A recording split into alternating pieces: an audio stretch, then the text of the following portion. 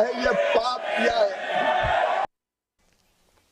आणि रामकुंडातील हुल्लडबाजांवर गुन्हे दाखल। नाशिक पुरोहित संघाकडून पोलिसांकडे तक्रार। रंगपंचमीच्या दिवशी नाशिकच्या पवित्र रामकुंडामध्ये चप्पल फेकीचा घडलेला प्रकार नाशिककरांना पसंत पडलेला नाही। या हुल्लडबाजीच्या विरोधात गंगा गोदावरी पुरोहित संघाने नाशिक पोलीस आयुक्त संदीप कर्णिक यांच्याकडे तक्रार केली। त्यानंतर पोलिसांनी हुल्लडबाजांच्या विरोधात गुन्हे दाखल केले।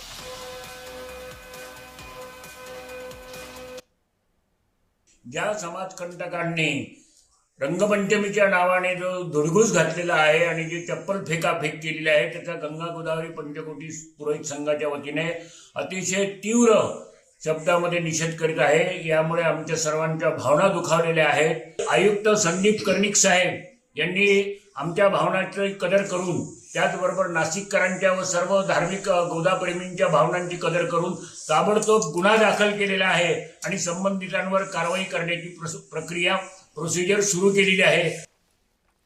संभाजीनगरमध्ये ठाकरे गट आणि भाजप आमने सामने आलेत। पंचायत समिती सभापती निवडणुकीत राडा, भाजपने 3